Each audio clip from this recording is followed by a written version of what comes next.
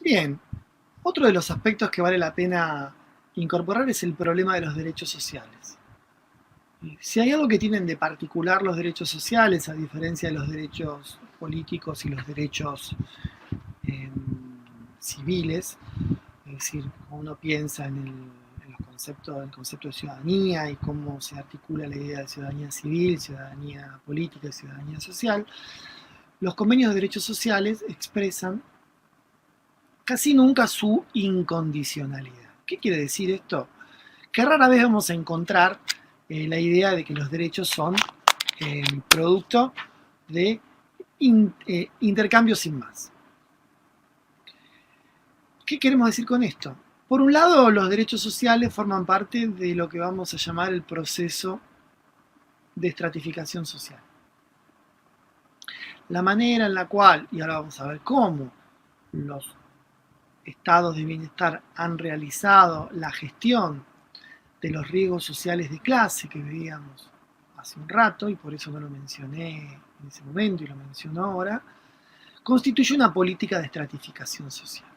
Hay una manera ahora casi habitual de pensar la política social como eso que aparece para resolver las desigualdades de mercado y en todo caso orienta su actividad hacia la igualdad. Y nosotros vamos a pensar un poco de otra manera y decir, bueno, en realidad la política social tiene una función, tiene un efecto, desarrolla y expresa una política de estratificación social. Y esto se vincula con los tres convenios de derechos sociales. El primero de ellos es el que piensa los derechos sociales como basados en una necesidad perentoria y demostrable, que básicamente es la tradición de la asistencia social, es decir, caracterizada por la comprobación de los medios de vida y de los ingresos. Por lo tanto, es necesario demostrar que se es merecedor de la ayuda, merecedor de la compasión, merecedor de las prestaciones, y que tienen un amplísimo abanico de actividad, sobre todo en lo que son las políticas asistenciales y compensatorias. La idea es que quien recibe tiene que demostrar la necesidad, tiene que ser merecedor. Y ahí podríamos pensar que la noción de derechos le queda un poco grande, ¿no? Que es como que no amplía esa concepción o esa noción de derechos. La segunda, que es la más habitual, la más desarrollada, la que mejor conocemos, prolonga los derechos en base al rendimiento del trabajo.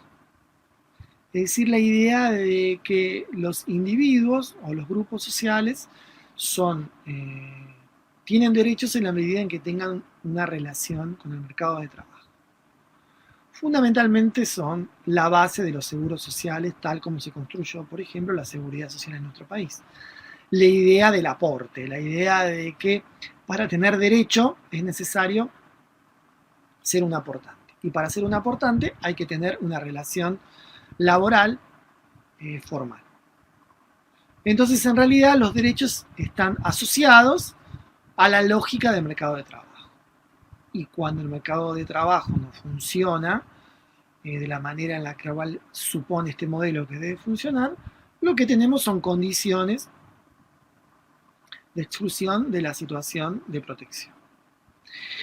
Y el tercero, que sería el único, que se manifiesta como de pura incondicionalidad. La idea que se vincula la noción y la condición de los derechos al concepto de ciudadanía, independientemente del grado de necesidad o del alcance del rendimiento del trabajo. El hecho de ser ciudadano o residente del país supone ya el hecho de ser beneficiario o receptor de cualquier tipo de prestación de la política social. Y ahí, digamos, en todo caso tenemos una condición que identificamos como de fuerte potencial desmercantilizador. Otro concepto importante es el de régimen de bienestar.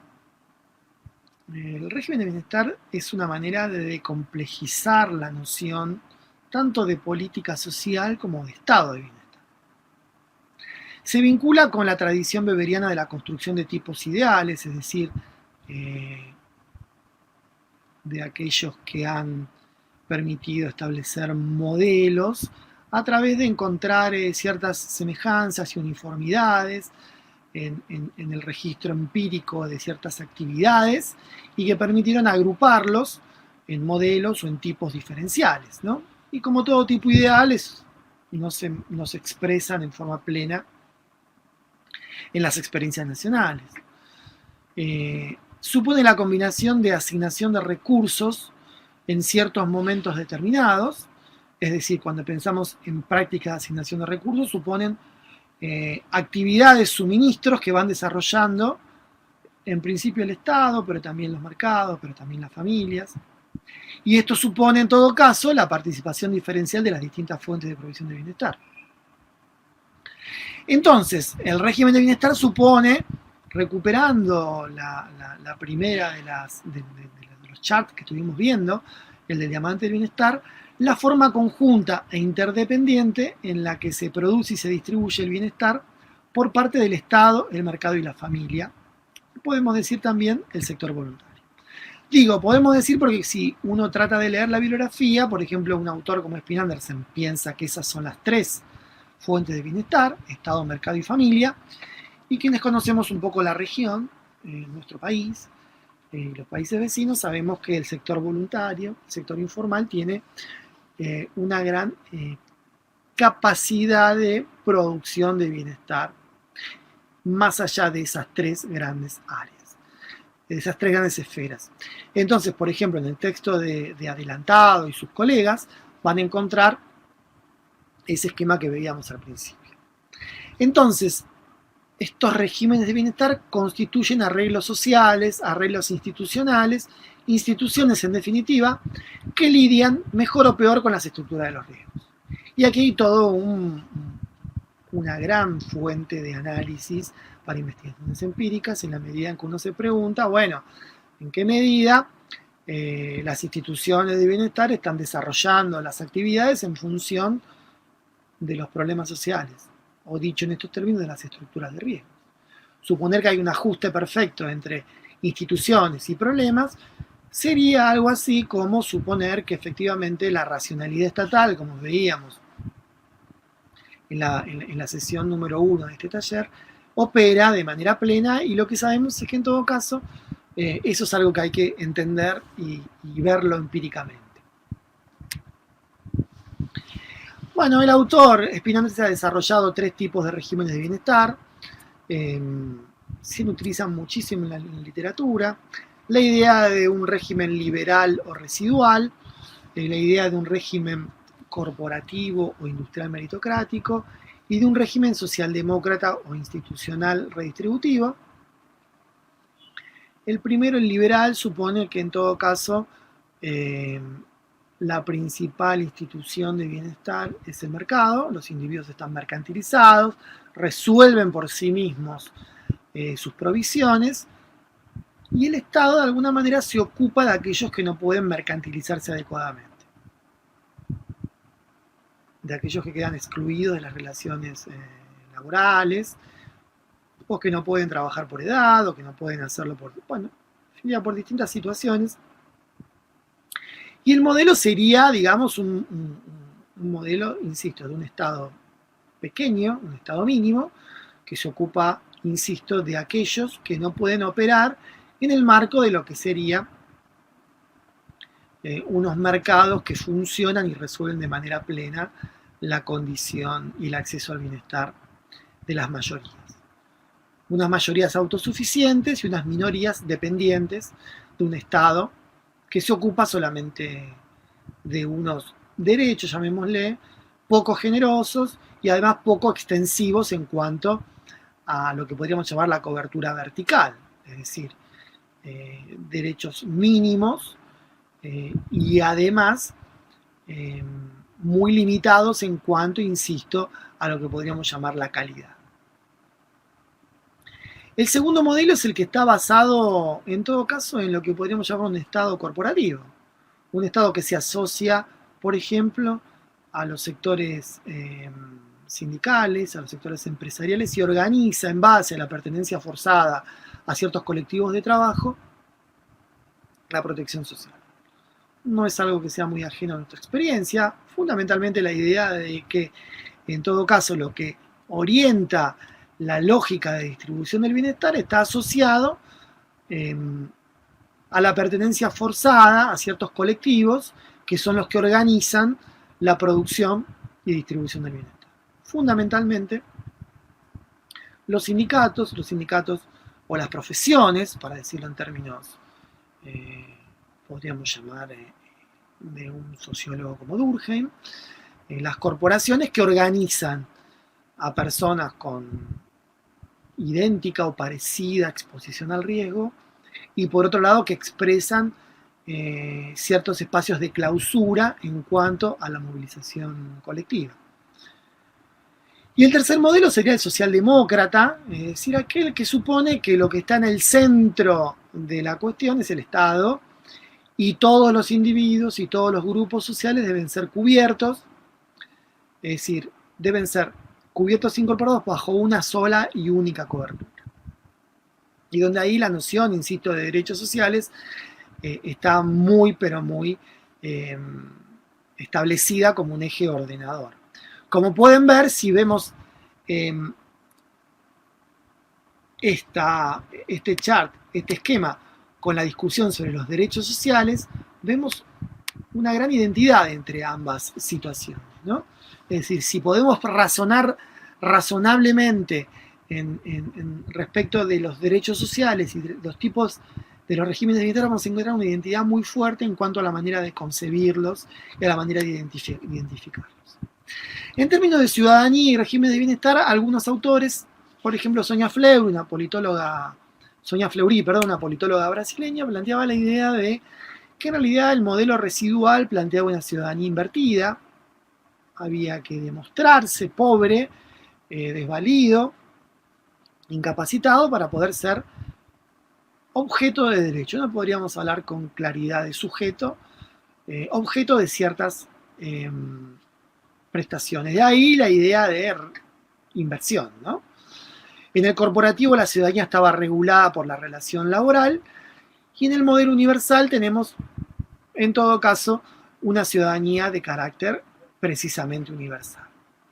Insisto con la idea, son regímenes, son tipologías ideales, por lo tanto, en la práctica, en los casos empíricos concretos, vamos a encontrar situaciones que pueden representar a más de un tipo ideal. Por ejemplo, en nuestro país, históricamente, se pensó que el régimen de bienestar era fundamentalmente corporativo, con un componente universalista vinculado con la educación y un componente residual vinculado con, en todo caso, la gestión de aquellos pequeños grupos que habían quedado excluidos del mercado de trabajo. Con el correr del tiempo, la crisis de los mercados de trabajo y lo que todos más o menos hemos estado discutiendo este tiempo, vemos como el principio corporativo cada vez está menos apto para resolver las situaciones a la luz de la crisis de los mercados de trabajo, el universalismo educativo está siendo puesto cada vez más en cuestión por el avance de la educación paga y el sector residual crece. Sin embargo, sigue siendo dominante cuando vemos las cuentas públicas el paquete corporativo en cuanto a los regímenes de bienestar. Bueno, ¿qué podemos decir sobre los resultados? Efectivamente, los regímenes de bienestar asignan y distribuyen recursos, pero también estratifican a la población. Y esto es importante, ¿no? Reubican a las personas en términos de socioeconómicos y en términos de género. Entonces es importante el examen en cuanto, por ejemplo, a este tipo de condiciones que nos interesa o que nos interesa particularmente investigar. Es decir, esos elementos estructurales de carácter institucional que, insisto, operan a la par de la estructura social, operan a la par de lo que se supone que son los procesos, llamémosle, de mercado, que distribuyen rentas, riquezas y ganancias, pero el estado de bienestar, los regímenes de bienestar particularmente con su actividad, también constituyen procesos de estratificación y de consolidación de diferencias de distinto tipo, en términos socioeconómicos, en términos de género, en términos de edades, que son en todo caso las más típicas. Y por eso decimos que se diferencian porque algunos promueven condiciones distributivas favorables y otros acentúan las desigualdades socioeconómicas y de género. Entonces, la invitación es a reflexionar sobre la manera en la cual la política social constituye, consolida patrones de desigualdad, no solamente patrones de igualación o de mejoramiento de esas condiciones.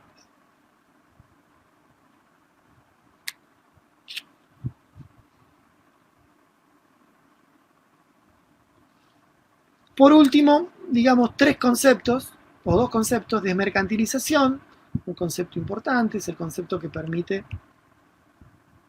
observar el grado en el que los estados de bienestar debilitan el nexo monetario al garantizar derechos independientemente de la participación en el mercado.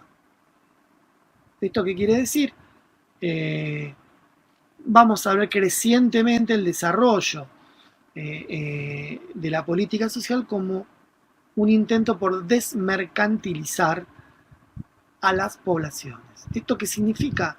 No significa, por un lado, que estemos en procesos de eliminación del trabajo asalariado. Los individuos tienen como fuente fundamental de provisión de bienestar sus ingresos laborales. Pero en todo caso, la política social lo que ha hecho es garantizar derechos independientemente de esa participación en el mercado. Y a eso le llamamos desmercantilización. La crítica feminista lo que ha planteado es la idea de que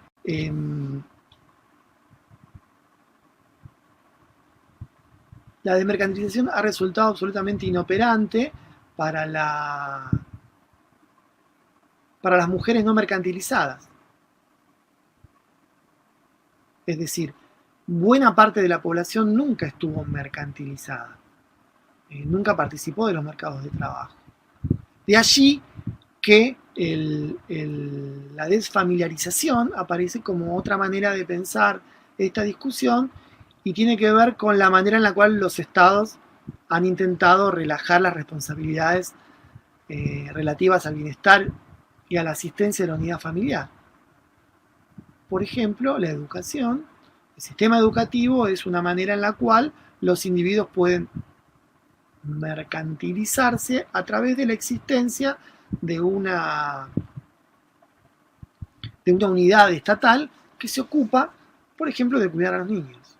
Uno dice, bueno, esa es la manera menos gloriosa y menos aceptable de pensar la educación, sin duda, pero cumple una función de cuidado extrahogar.